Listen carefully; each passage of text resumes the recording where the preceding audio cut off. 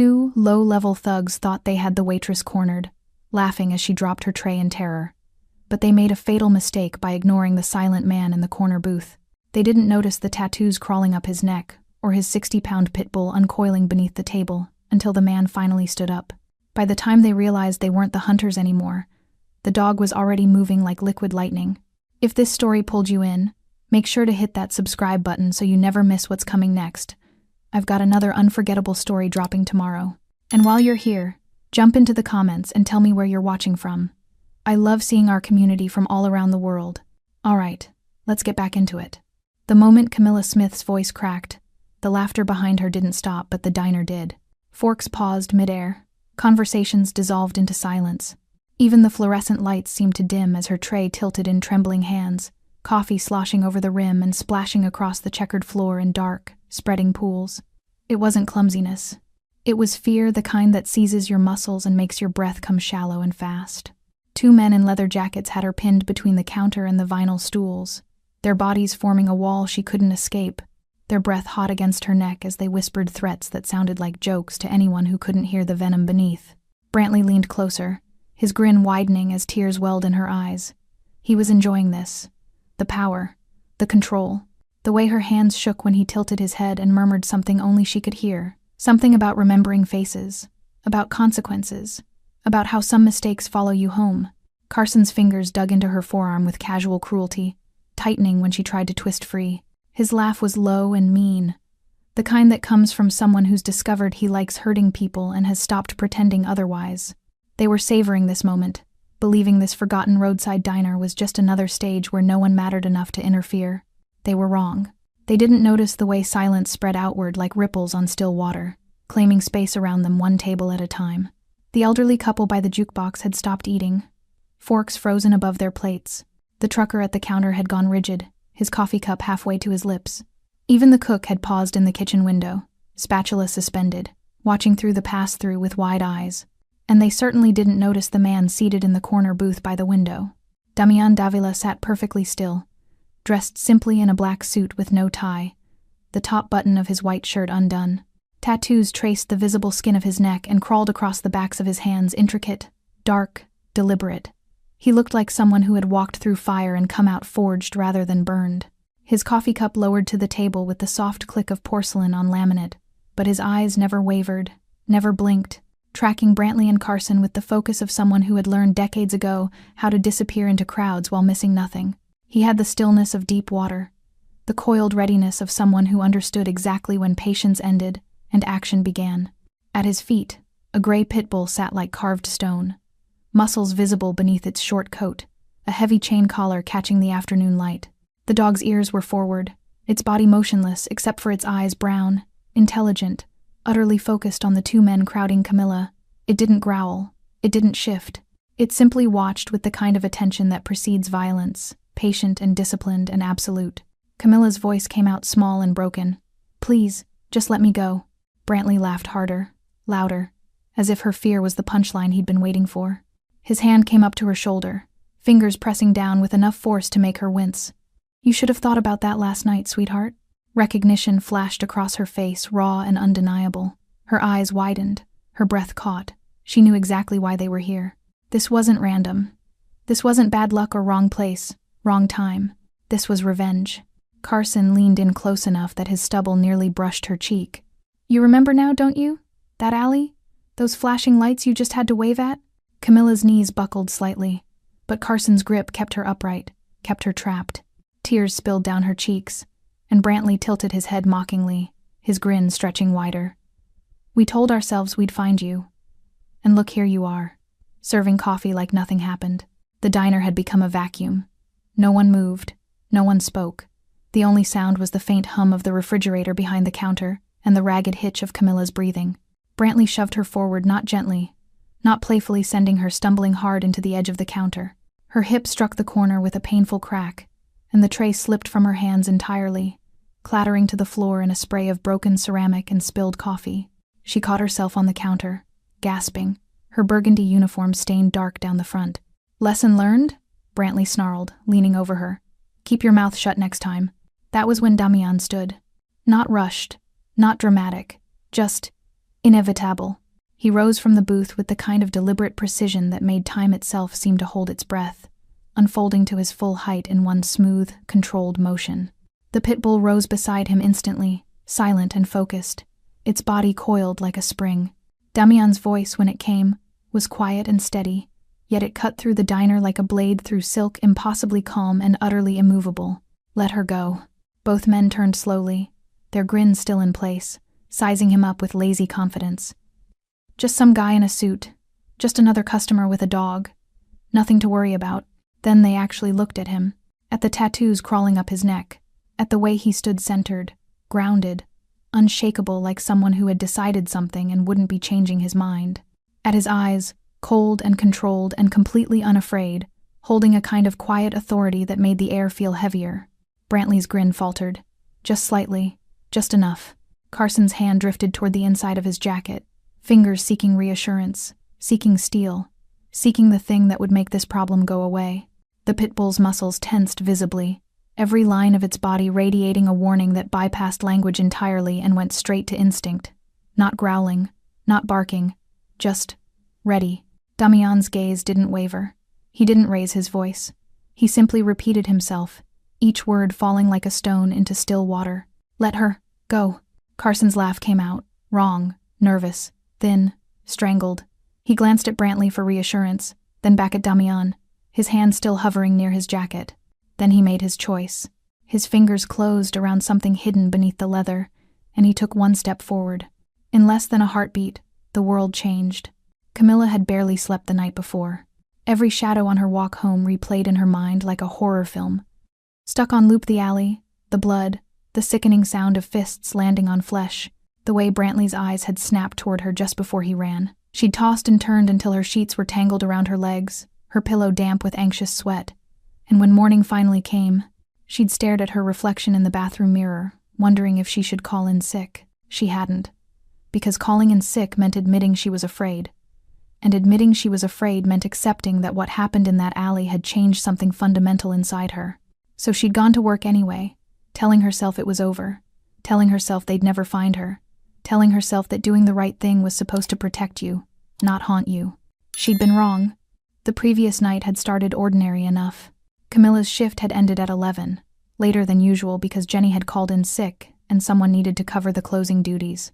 She'd locked up the diner, counted the register twice to make sure the numbers matched, and stepped out into the cool October air with her tips folded in her apron pocket and her keys already in her hand. The walk home was always the worst part of closing. 3 blocks through downtown, past the shuttered storefronts and empty parking lots, the streetlights casting long yellow pools that didn't quite reach the spaces between. She'd done it 100 times before. She knew which alleys to avoid, which streets had cameras, which routes kept her visible. But that night, she'd been tired, distracted, thinking about whether she had enough milk for breakfast and whether her landlord would finally fix the leaking faucet. She hadn't noticed the voices until she was already past the alley entrance. Low, angry, punctuated by sounds that made her stomach twist. Camilla froze mid-step, her keys biting into her palm. Every instinct screamed at her to keep walking, to mind her business, to get home and lock the door and pretend she'd heard nothing. But something, some stubborn, reckless part of her that still believed the world could be fair made her turn her head.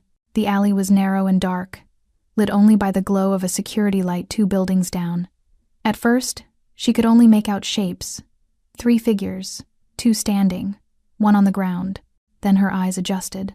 2 men in leather jackets stood over someone curled on the pavement, taking turns kicking him in the ribs with methodical, brutal efficiency. The man on the ground wasn't fighting back anymore. He was just trying to protect his head, arms wrapped around his skull, body jerking with each impact. Camilla's breath caught in her throat. Her heart hammered against her ribs so hard she thought it might crack bone. Walk away, something inside her whispered. This isn't your problem. But the man on the ground made a sound, a wet, desperate gasp, and Camilla's feet moved before her brain could stop them. Hey! Her voice came out thin and shaky, barely louder than a whisper. The 2 men didn't even pause.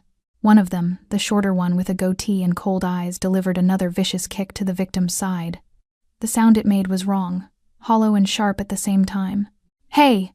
Camilla shouted louder this time, her voice cracking with fear and adrenaline. Stop it! Someone call! Both men's heads snapped toward her in perfect unison. For one frozen moment, they just stared at each other across the mouth of the alley. Camilla could see their faces now, the taller one with the sneer and the dark hair slicked back, the shorter one with the goatee and the kind of smile that made her skin crawl. Then she saw the blood on their hands. Panic flooded her system like ice water. Her keys slipped through her fingers and clattered to the sidewalk. She bent down automatically to grab them, her eyes never leaving the two men, and that's when she saw it. Flashing lights, red and blue, reflecting off the wet pavement at the far end of the street. A police car turning the corner 2 blocks away. Camilla didn't think. She just reacted. She stepped into the street, waving her arms frantically, her voice rising to a near scream. "Here! Over here! Help! Someone needs help!" The police car's spotlight swung toward her, bright and blinding. In the alley, the two men moved like shadows caught in sudden daylight. They scattered, one darting deeper into the alley, the other sprinting past a dumpster and disappearing around the back of the building. But not before the taller one locked eyes with her. Not before he marked her face, memorized it, filed it away. Not before his expression shifted from surprise to something far worse, cold, calculated promise. "You just made a mistake," his eyes said. A big one. Then he was gone, swallowed by darkness and distance. The police car pulled up beside her, an officer already stepping out, radio crackling. "Ma'am, are you hurt? What's going on?" Camilla pointed toward the alley with a shaking hand. "There's someone, he's hurt bad, they were beating him." The rest of the night blurred into statements and questions and flashing cameras. The paramedics arrived. The man on the ground was loaded into an ambulance, unconscious but breathing. The officers took her information, asked her to describe the attackers, promised they'd follow up, but by then, the men were long gone. And Camilla stood alone on the sidewalk, her apron still stained with coffee from her shift, her hands trembling uncontrollably, and a cold, heavy certainty settling into her bones. They saw you. They know your face. She'd walked home in a daze, checked every lock twice, pushed her dresser in front of her bedroom door, and lay awake until dawn broke through her curtains. And now, standing in the diner with Brantley's hand on her shoulder and Carson's fingers digging into her arm, she understood with perfect, terrible clarity. They hadn't forgotten. They'd come to collect. "You remember now, don't you?" Brantley's voice was silk wrapped around razor blades, soft and dangerous, spoken just loud enough for Camilla to hear. His hand remained clamped on her shoulder, fingers pressing into the hollow above her collarbone hard enough to leave bruises. Carson stood on her other side, blocking any path of escape, his grip on her wrist unrelenting. Camilla couldn't speak. Her throat had closed up completely, her vocal cords locked tight with terror. All she could do was nod a tiny, jerky movement that made Brantley's grin stretch wider. "That's what I thought." He leaned in closer, his breath smelling of cigarettes and something sour. "You cost us a good night's work, sweetheart. Made us run like rats. Made us look weak." His fingers tightened. "That doesn't sit well with us." Carson chuckled, low and mean. "We've been looking for you. Took us a while, had to check 3 diners before we found the right one. But patience pays off, doesn't it, Brantley? Always does." Brantley's eyes glittered with malicious satisfaction. "And you made it so easy. Same route home every night, same little uniform, same pathetic routine." The words hit Camilla like physical blows. They'd been watching her, following her, tracking her movements like predators studying prey. The thought made her stomach churn with nausea, bile rising in her throat. "We thought about catching you on your walk home again," Carson said conversationally, as if discussing the weather. "Nice and private, no witnesses." But then Brantley had a better idea. Brantley's grin turned savage. "Why hide it? Why not make an example? Let everyone in this sad little diner see what happens when you stick your nose where it doesn't belong." Camilla's eyes darted toward the other customers, the elderly couple frozen by the jukebox, the trucker at the counter, the businessman in the booth near the restrooms. All of them were watching, but none of them were moving. None of them were helping. She was alone. "Please," she whispered, her voice breaking. "I'm sorry. I didn't mean I was just trying to be a hero?" Brantley's laugh was harsh and ugly. "Heroes die, honey. They die bloody and forgotten. And nobody thanks them for it."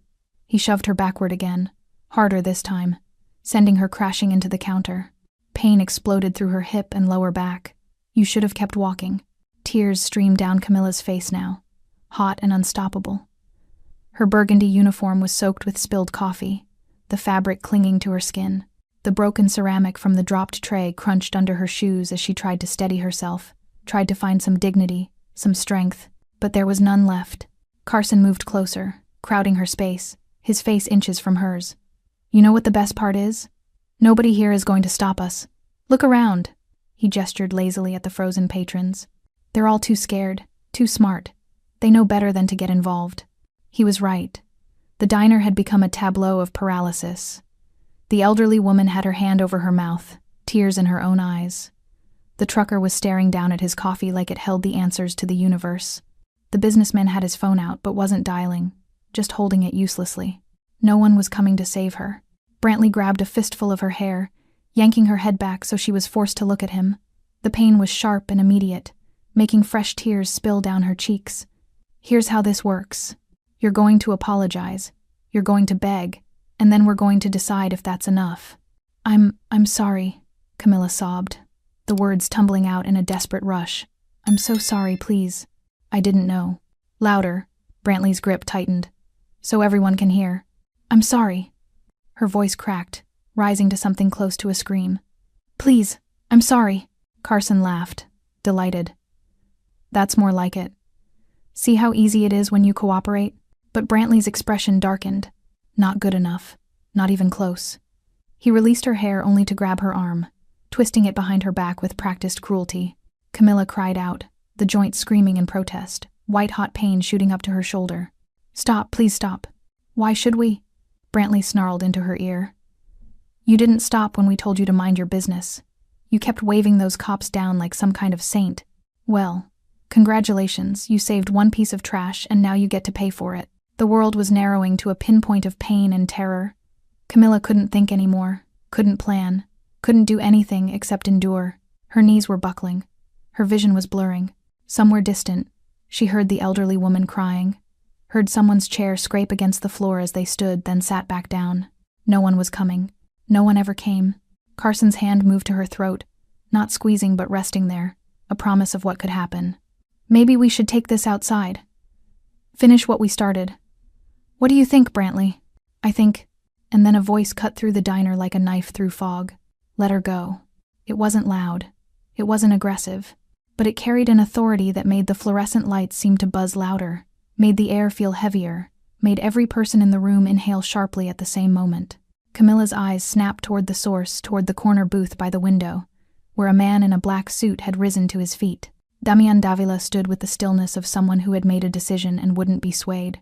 His tattoos caught the afternoon light, dark ink against olive skin. His expression was calm, controlled, utterly unafraid. And beside him, the gray Pitbull had risen as well, every muscle in its body coiled and ready. Brantley's grip on Camilla loosened just slightly as he turned to face this interruption. His sneer was already forming, his confidence rebuilding. Who the hell are you supposed to be? Damian didn't answer. He simply stood there, immovable as stone. His dark eyes locked on Brantley and Carson with the kind of focus that made prey animals freeze in open fields. Carson's hand drifted toward his jacket, toward the reassuring weight hidden inside, and the Pitbull's ears flattened against its skull. Damian Davila had been sitting in that booth for 43 minutes, long enough to finish one cup of coffee, long enough to watch the shift change, the older waitress clocking out, the younger one with the burgundy uniform taking over the afternoon rush, long enough to catalog every exit, every blind spot, every person who walked through the door. It was a habit he couldn't break. 20 years in his line of work had burned it into his nervous system. Assess, observe, anticipate. The moment you stopped paying attention was the moment someone put a bullet in your spine or a knife between your ribs. So when the two men in leather jackets walked in, Damian noticed. Not because they looked particularly dangerous, plenty of men wore leather jackets. Not because they were loud or aggressive, they'd been quiet at first, almost polite, ordering coffee and sitting at the counter like regular customers. No, Damian noticed because of the way they watched the waitress. Not with attraction, not with casual interest, with intent. Their eyes tracked her movements with the focus of hunters marking prey. When she disappeared into the kitchen, both men's heads turned to follow her path. When she returned with their coffee, one of them, the taller one with slicked-back dark hair, smiled at her in a way that made Damian's jaw tighten. He'd seen that smile before. On men who enjoyed inflicting pain. On men who confused power with strength and cruelty with dominance. At his feet, the Pitbull shifted slightly, sensing the change in Damian's breathing. The dog's name was Sombra Shadow, and she'd been with him for 4 years.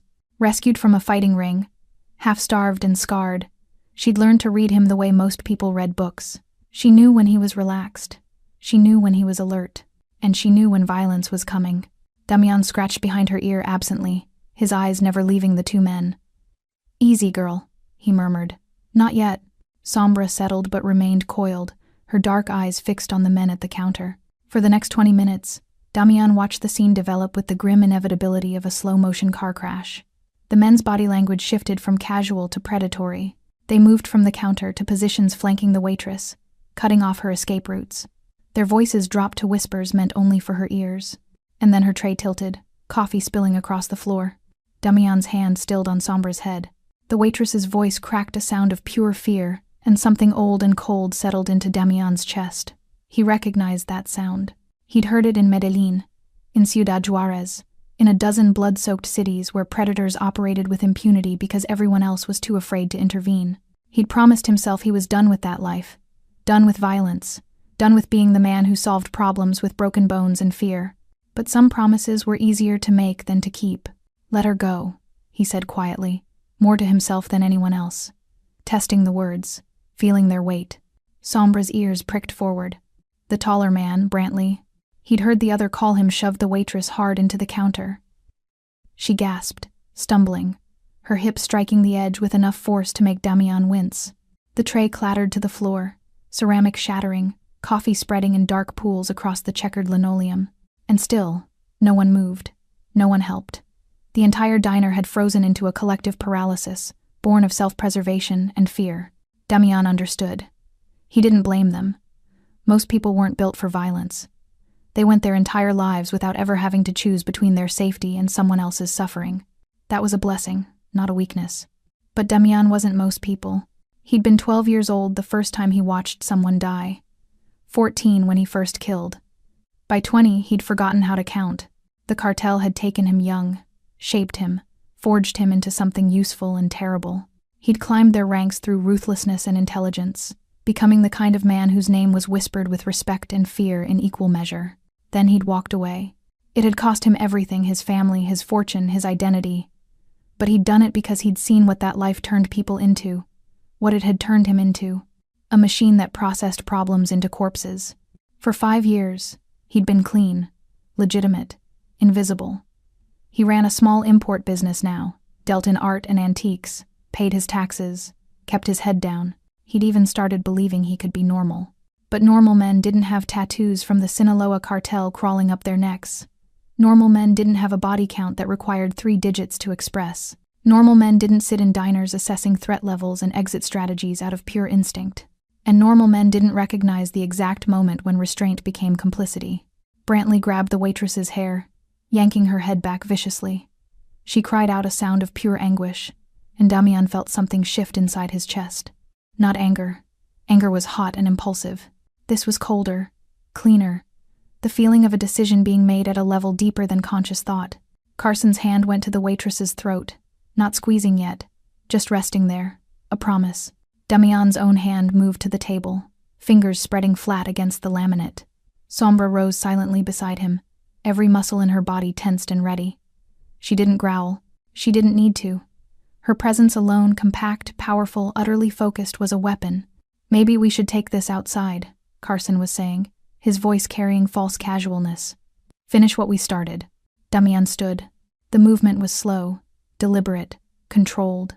He unfolded from the booth with the economical grace of someone who had learned long ago not to waste motion. His black suit jacket hung perfectly on his frame, tailored to accommodate the muscle beneath. His hands, decorated with ink that told stories and symbols most people couldn't read, remained relaxed at his sides, but his eyes were ice. "Let her go," he said quietly. The words weren't a request. They weren't a suggestion.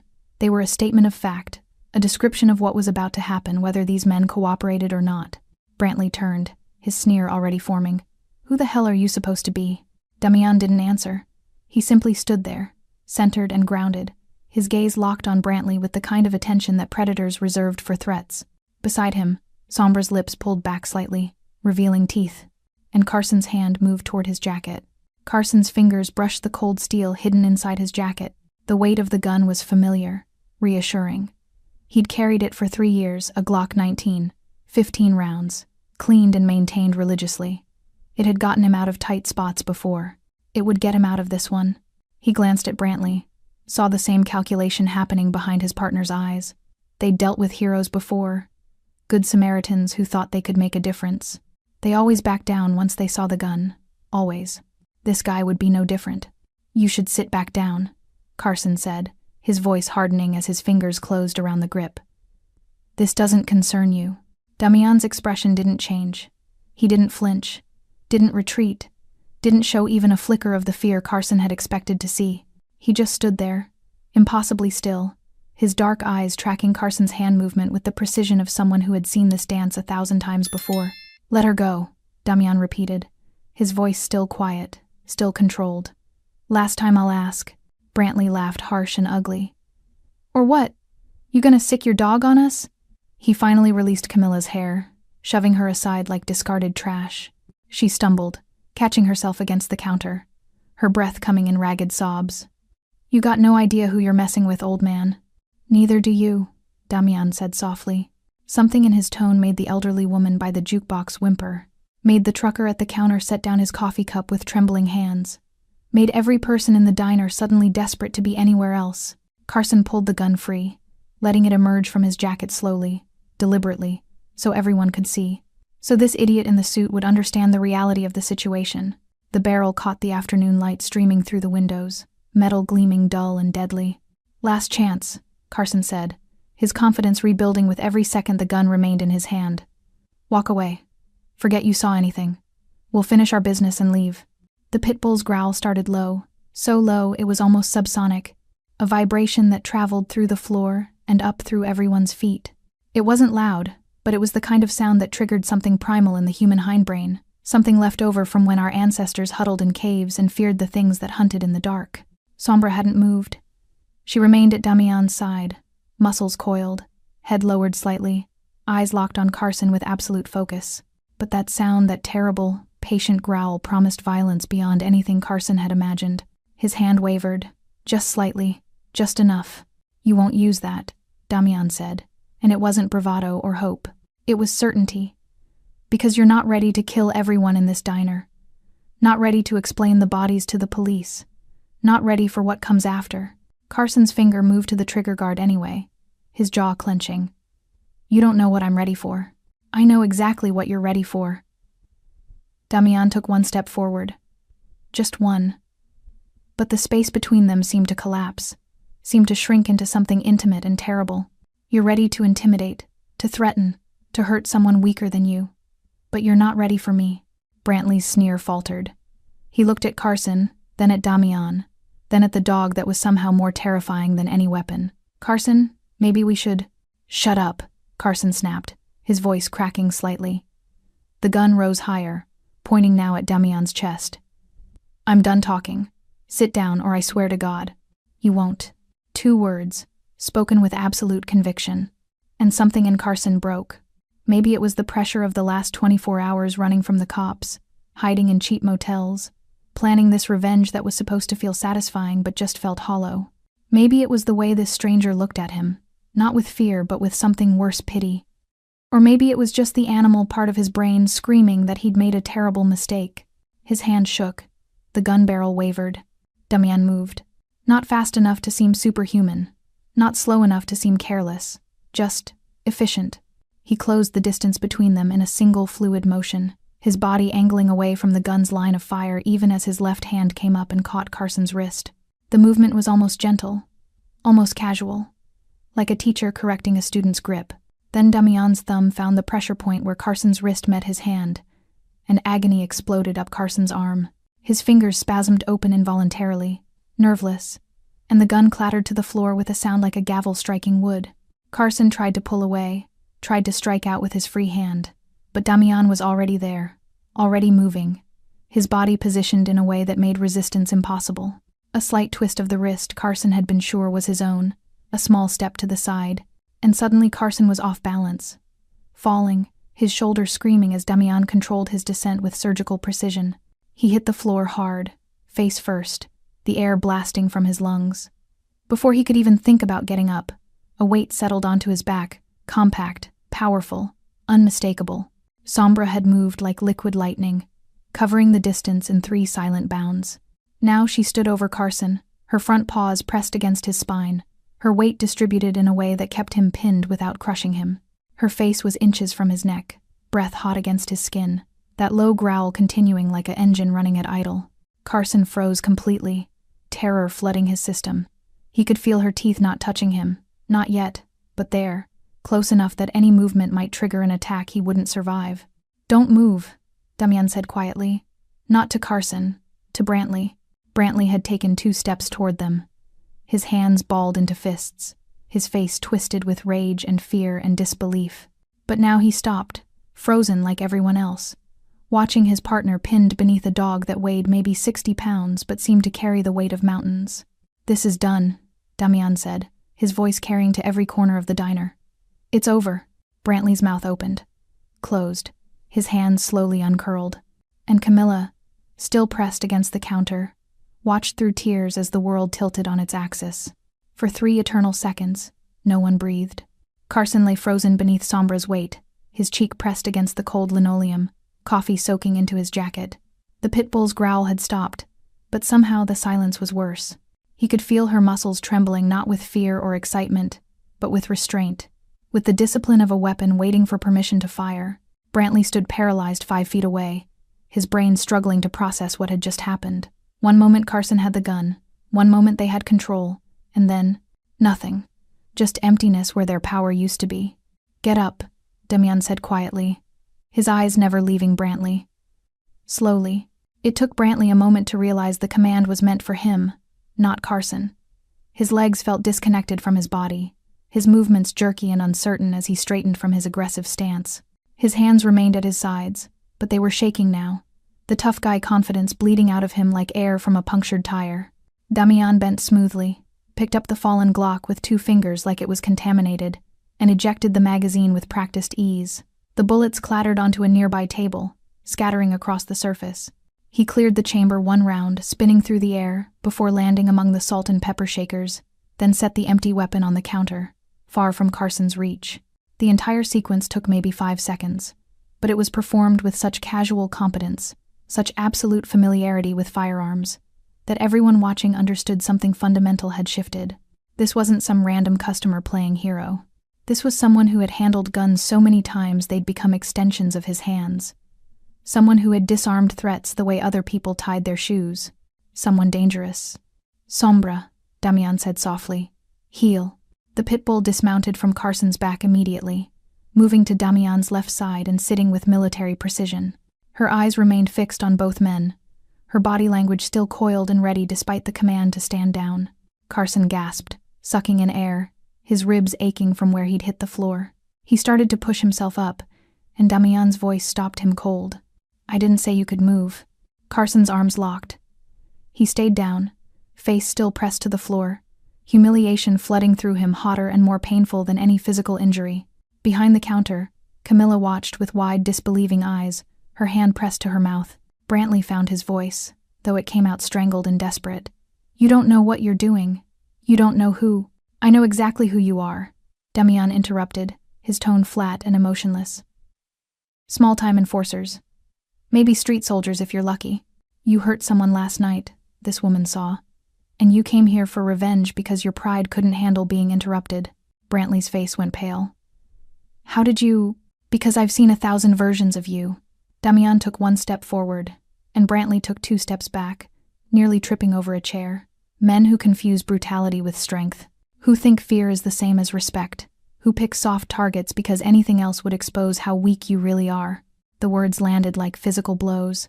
Brantley's hands curled into fists again, impotent rage flooding his features.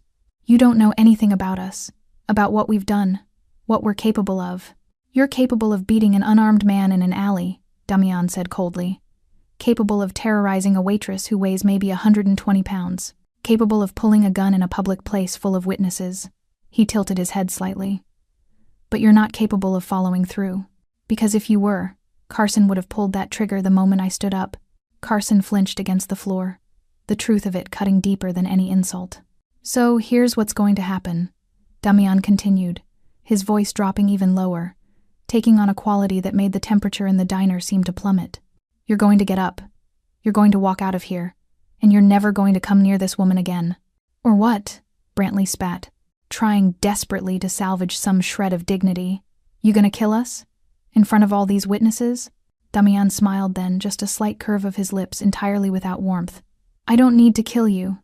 I just need to make sure you understand the cost of coming back." He moved with sudden, controlled violence. 3 strides closed the distance to Brantley, who barely had time to raise his hands before Damian caught his right wrist and twisted not enough to break, but enough to send lightning bolts of pain up Brantley's arm. Brantley cried out, stumbling forward, and Damian guided him down into a chair with the same surgical precision he'd used on Carson. "Look at me," Damian commanded. Brantley looked, his eyes wide and watering with pain. "I spent 15 years in Sinaloa," Damian said quietly, his face inches from Brantley's. 15 years learning exactly how to hurt people, how to break them, how to make them disappear so completely their own mothers couldn't identify the pieces. He paused, letting the words sink in. "I walked away from that life because I got tired of what it turned me into. But I remember every technique, every method, every lesson." Brantley's face had gone gray. His breath came in short, panicked gasps. "If you come near her again," Damian continued, his voice dropping to barely above a whisper, "I will forget why I left. I will remember who I was. And you will learn the difference between the violence you play at and the violence I perfected." He released Brantley's wrist, and the man slumped in the chair, all the fight gone from him, replaced by something primal and absolute. "Fear." Damian straightened, turned to where Carson still lay on the floor. "Get up, take your friend, leave." Carson scrambled to his feet, his legs nearly giving out beneath him. He stumbled toward Brantley, pulling him up by the arm, both of them moving like broken puppets. They made it 3 steps toward the door before Damian spoke again. "The gun stays. And if I hear you've hurt anyone else, anyone at all, I'll find you." Neither man looked back. They just ran, the door slamming behind them, leaving only silence and the fading echo of their fear. Damian stood in the center of the diner, surrounded by stunned witnesses, and slowly exhaled. Then he turned to Camilla. The diner remained frozen in the aftermath. No one moved, no one spoke.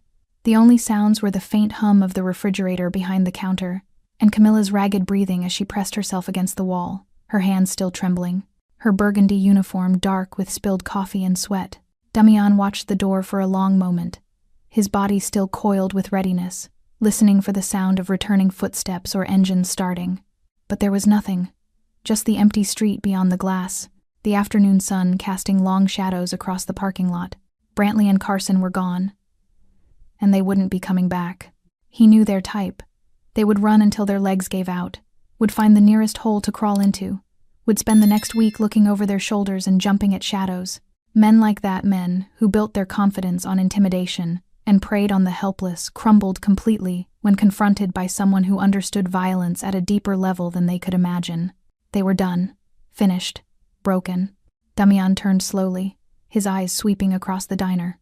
The elderly couple by the jukebox sat perfectly still, the woman's hand clutched in her husband's, both of them staring at him with expressions caught between gratitude and terror.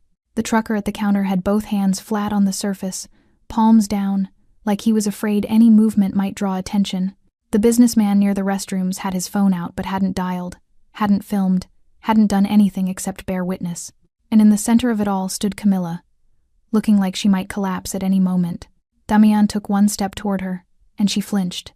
The movement was small, just a slight recoil, a tightening of her shoulders, but it hit him harder than any of Carson's attempted blows could have. She was still afraid, not of Brantley and Carson anymore, but of him, of the violence she'd just witnessed, of what he'd revealed himself to be. "I'm not going to hurt you," Damian said quietly, keeping his distance, keeping his hands visible and relaxed at his sides. Sombra remained sitting at his heel, her posture shifting from combat-ready to something softer, something closer to the therapy dog demeanor she'd been trained for in the months after he'd rescued her. Camilla's eyes were wide, bloodshot from crying, her mascara streaked down her cheeks in dark lines. Who are you?" It was a complicated question, with no simple answer.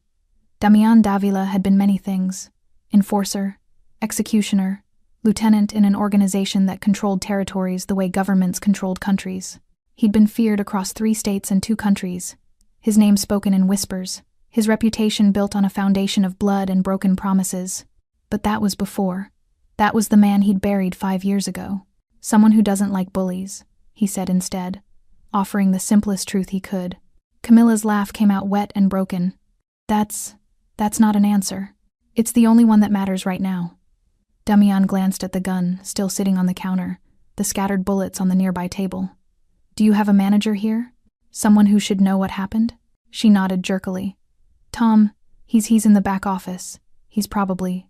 Her voice cracked. He probably heard everything. Then he'll call the police, Damian said, more statement than question. Panic flashed across Camilla's face. The police? But they'll want statements, and questions, and... She looked at him with sudden understanding. You don't want to talk to the police. Damian didn't answer, but his silence was confirmation enough. She straightened slightly, wiping at her face with shaking hands. Because of what you said. About Sinaloa. About... She couldn't finish the sentence. Because I left that life behind, Damian said quietly. And talking to police means risking someone recognizing my name, running it through databases, asking questions I don't want to answer. So you're just going to leave?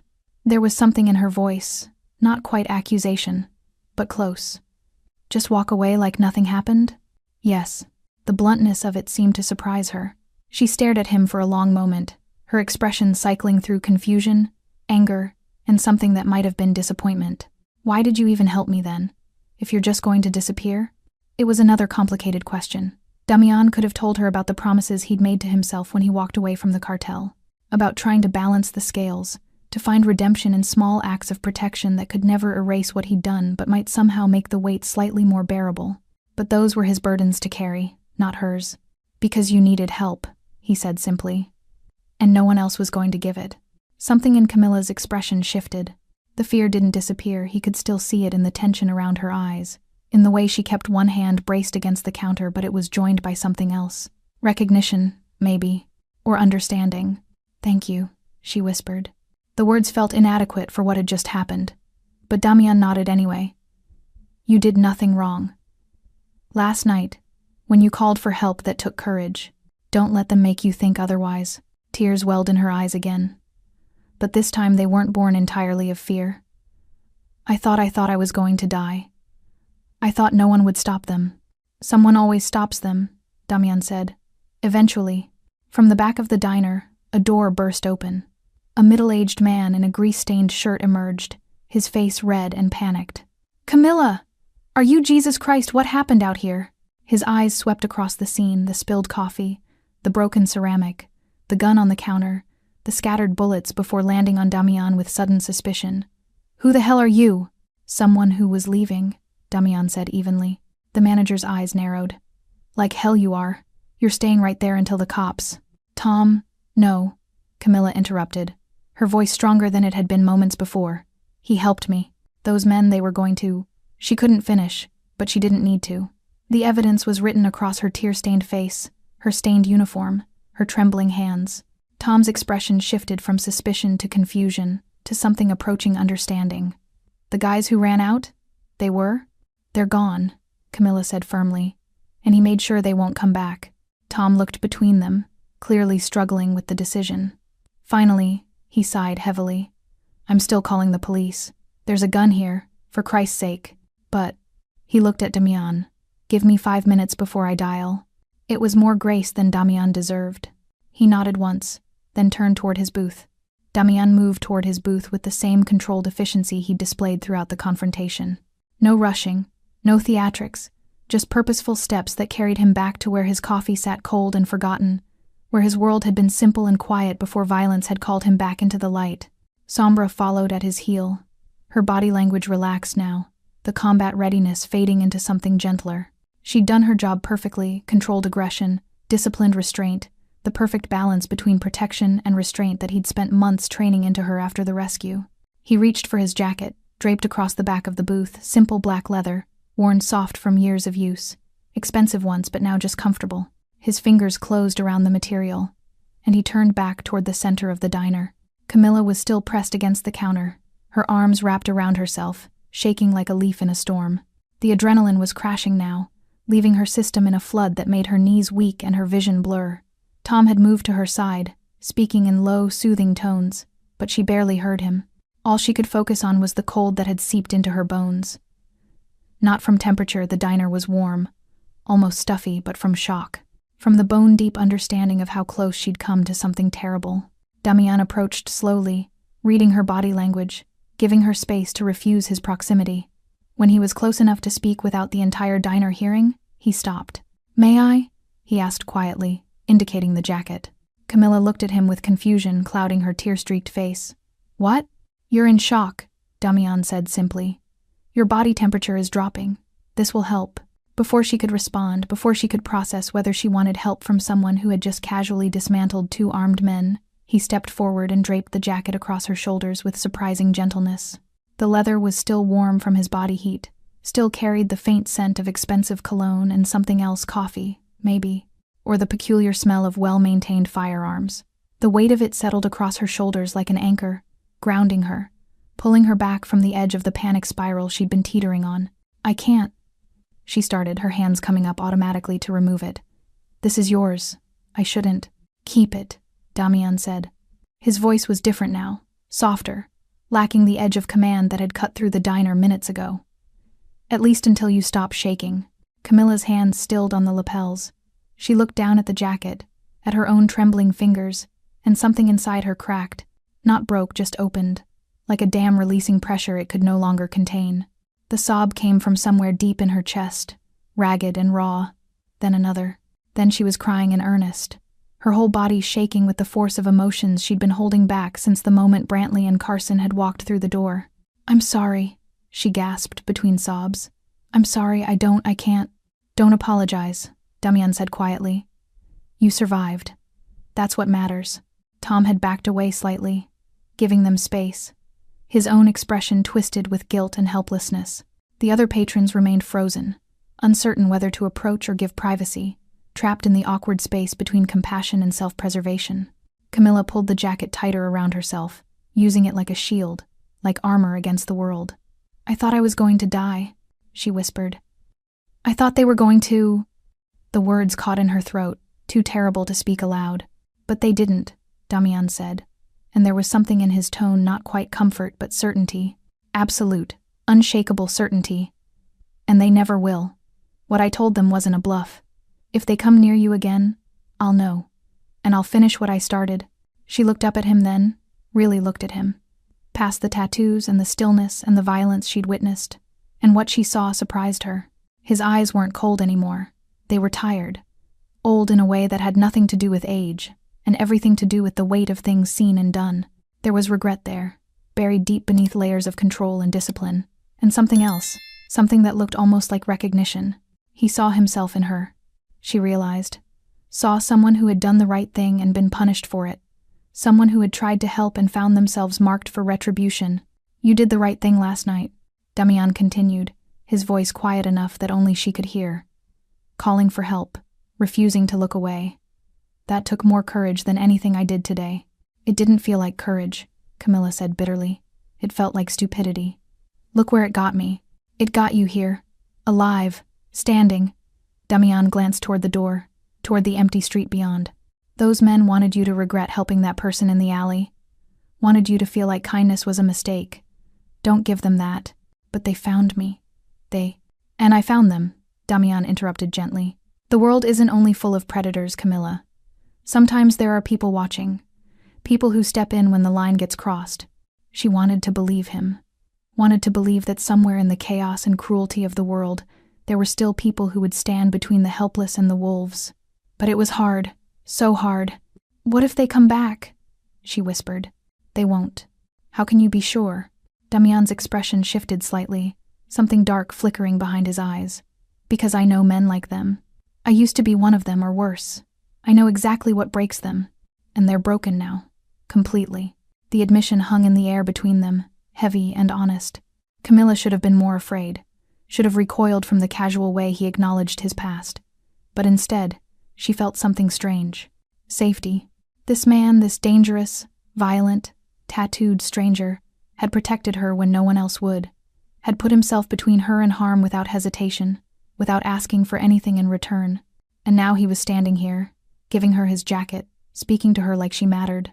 "Thank you," she said again, and this time the words carried more weight, more meaning. "I don't know how to—" I can't thank you.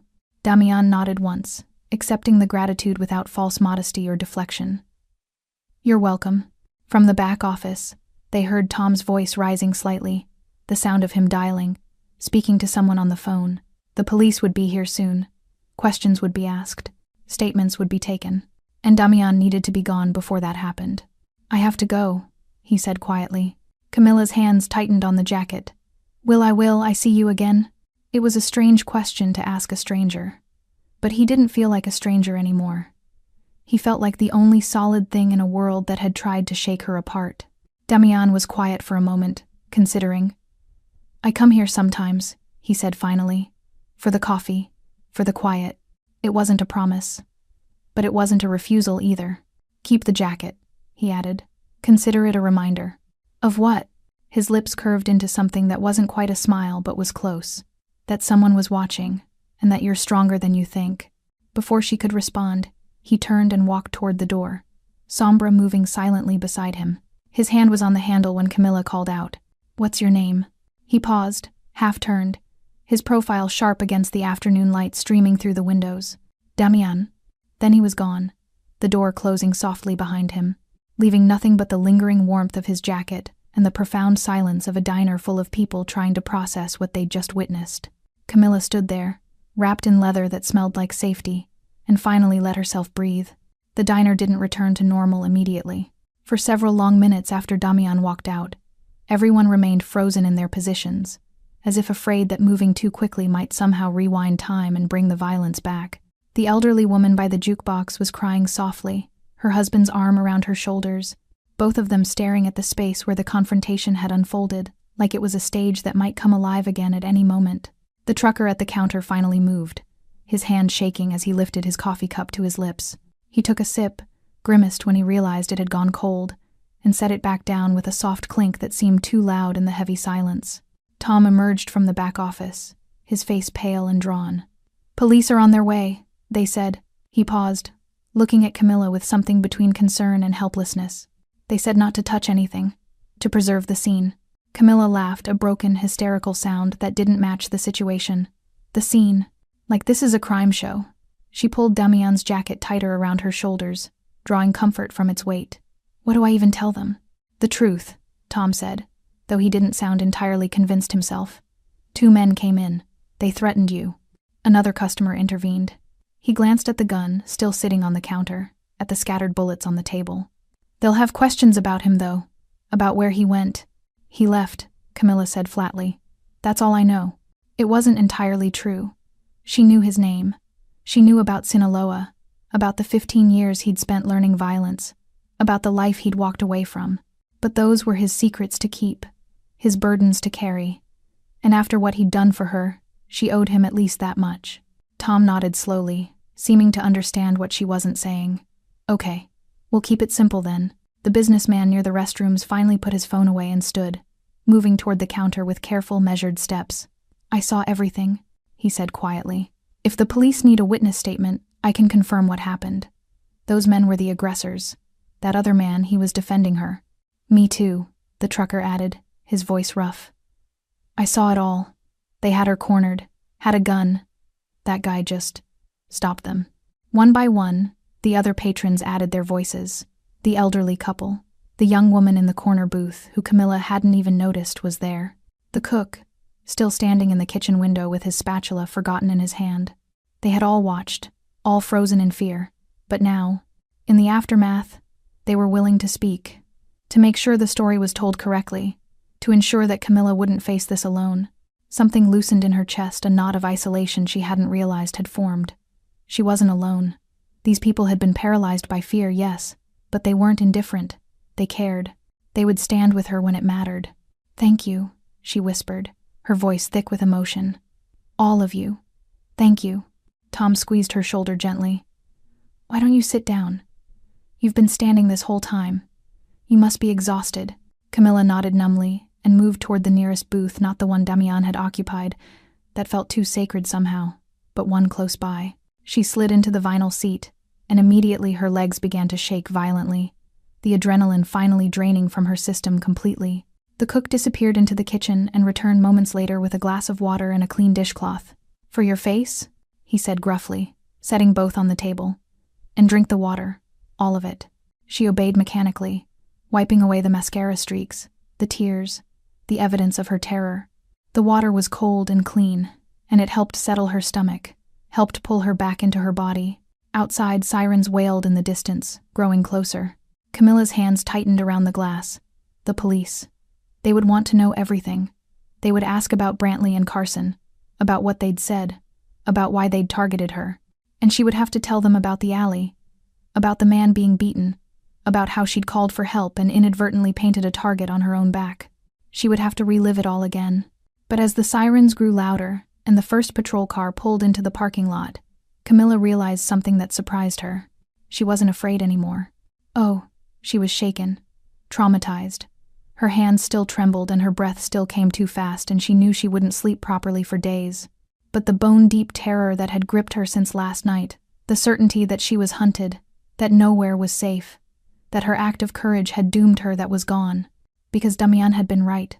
Someone had been watching. Someone had stepped in, and the wolves who had come for her had been driven away, broken, and terrified themselves. The world wasn't only full of predators. 2 officers entered the diner, their hands resting on their belts, their eyes scanning the scene with professional assessment. They took in the spilled coffee, the broken ceramic, the gun on the counter, before their gazes settled on Camilla. "Ma'am," the older officer said, his voice calm and measured. "I'm Officer Harry. This is Officer Bruce. We received a call about an incident here. Are you injured?" Camilla shook her head. "No. I'm okay. Can you tell us what happened?" And so she did. Slowly at first, then with growing confidence as the other patrons added their observations, their confirmations, their support. She told them about the alley, about witnessing the assault, about calling for the police. She told them about coming to work today and being confronted by the 2 men who had been beating that victim. She told them about the gun, about the threats, about believing she was going to die. And she told them about Damian. Not everything. Not about Sinaloa or his past or the darkness she'd glimpsed behind his controlled exterior. Just that a customer had intervened, that he'd disarmed one man and restrained both, that he'd made them leave and told them never to come back. "This customer," Officer Harry said, his pen poised over his notepad. "Did you get his name?" Camilla hesitated for just a fraction of a second. "Damian. He said his name was Damian. Last name, he didn't say. And where is he now?" "He left, right before you arrived." She looked the officer directly in the eye. "He saved my life. Those men were going to hurt me, maybe kill me, and he stopped them. Without him, I don't know what would have happened." Officer Harry's expression softened slightly. "We'll need to speak with him. Get his statement. Do you know how we can reach him?" "No. I'd never seen him before today." Another small lie, but necessary. "He just helped, then left." The officer didn't look entirely satisfied, but he nodded and made a note. They would search for Damian, of course, would run the name through their databases, would try to piece together who he was. But Camilla suspected they wouldn't find much. Someone who had spent 15 years in the Sinaloa cartel and walked away would know how to disappear. The questions continued for another 30 minutes. They collected the gun, photographed the scene, took statements from every witness. They asked if Camilla wanted to file formal charges against Brantley and Carson, and she said yes without hesitation. Finally, Officer Harry closed his notepad. "We'll be in touch if we have more questions, and we'll increase patrols in this area. If those men come back." "They won't," Camilla said with absolute certainty. The officer raised an eyebrow. "How can you be sure?" Camilla thought about the way Damian had looked at Brantley and Carson, the cold promise in his voice, the absolute authority in his posture. "I just am," she said quietly. The patrol cars eventually pulled away, their taillights disappearing into the late afternoon traffic. Officer Harry had left his card on the table, told Camilla to call if she remembered anything else or if she felt unsafe. Tom had offered to drive her home, told her she could take the rest of the week off, said the diner would cover any counseling she might need. The other patrons had slowly filtered out, each one pausing to offer words of support, to squeeze her hand, to promise they'd be there if the police needed more statements. And now Camilla sat alone in the booth, still wrapped in Damian's jacket, watching the sunlight slant through the windows and paint everything gold. The diner felt different now. The same vinyl booths, the same checkered floor, the same fluorescent lights humming overhead, but all of it transformed by what had happened within these walls, like a baptism by violence that had washed away whatever innocence this place had pretended to hold. Tom approached with a fresh pot of coffee and 2 cups. He slid into the booth across from her without asking permission, poured for both of them, and pushed 1 cup across the table. "You don't have to stay," he said quietly. "I can handle closing up." Camilla wrapped her hands around the warm ceramic, letting the heat seep into her palms. "I know, but I think I need to be here for a little while longer. Does that make sense?" Tom nodded. "Yeah, it does." He took a sip of his coffee, his eyes distant. "I should have come out sooner. When I heard the commotion, I was in the back counting inventory and I heard voices getting loud, but I thought it was just—" He stopped, shook his head. "I should have come out." "You called the police," Camilla said. "That's what mattered. That guy Damian, he didn't wait for the police. He just acted." Tom's expression was complicated, caught between admiration and something that might have been shame. "I've been running this diner for 12 years. I tell myself I look out for my people. But when it mattered, I froze." "Everyone froze," Camilla said softly. "It's not you can't blame yourself for that, can't I?" Tom met her eyes. What if he hadn't been here? What if it had just been us normal people who don't know how to fight, who've never had to make that choice? Would we have just watched while He couldn't finish the sentence. Camilla didn't have an answer, because she'd been asking herself the same question since the moment Damian walked out the door. What if he hadn't been there? What if the universe hadn't placed exactly the right person in exactly the right booth at exactly the right time? She wanted to believe someone else would have intervened eventually, that the trucker or the businessman or even Tom would have found the courage to step in. But she'd seen their faces, seen the fear that had paralyzed them. And she understood it, because she'd felt it too, that primal certainty that getting involved meant becoming a target yourself. Most people weren't built for violence. Most people went their entire lives without having to choose between their safety and someone else's suffering. That was normal. That was human. But some people were different. Some people had walked through fire so many times they'd stopped feeling the heat. "He was here," Camilla said finally. "That's what matters. He was here, and he helped, and I'm alive because of it." Tom nodded slowly, but the weight of his guilt didn't seem to lift. "I'm giving you 2 weeks paid leave. Non-negotiable. You need time to process this. To heal. I can't afford." "It's paid," Tom repeated firmly. "And when you come back, if you come back, we're installing a panic button behind the counter. Should have done it years ago." He paused. "And I'm signing us up for that self-defense workshop the community center runs. All staff, on the clock." It was a small thing. Probably wouldn't make a difference if something like this happened again. But it was something. An acknowledgement that the world wasn't as safe as they'd pretended it was. That preparation wasn't paranoia. That sometimes, the wolves really did come. Camilla took a sip of her coffee, letting the bitter warmth ground her. Through the window, she could see people walking past on the sidewalk, oblivious, absorbed in their phones and conversations, living their lives without any idea what had happened inside this building just an hour ago. The world kept turning, kept moving forward, indifferent to individual suffering or salvation. But that wasn't entirely true, was it? Because somewhere out there, Damian was walking with his Pitbull, carrying whatever weight he'd accumulated over 15 years in Sinaloa. He'd stopped running from his past long enough to protect a stranger, had risked exposure, had risked bringing attention to himself, because someone needed help and no one else was going to give it. That meant something. That meant the world wasn't only indifferent. That scattered throughout the masses of people who looked away, who froze, who chose safety over intervention. There were others, watchers, protectors, people who had seen enough darkness to recognize it instantly and had decided, for whatever reason, that they wouldn't let it win without a fight.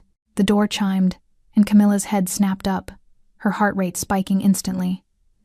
But it was just the elderly couple from earlier, the ones who had been sitting by the jukebox. They moved slowly toward the counter, the woman clutching her purse, the man's hand steady on her elbow. "We forgot to pay," the woman said, her voice trembling slightly. "With everything that happened, we just forgot." Tom waved them off. "Don't worry about it. On the house." "No," the man said firmly. He pulled out his wallet, extracted 2 20s, and placed them on the counter. "For the meal." And he added 2 more 20s. "For her," he nodded toward Camilla.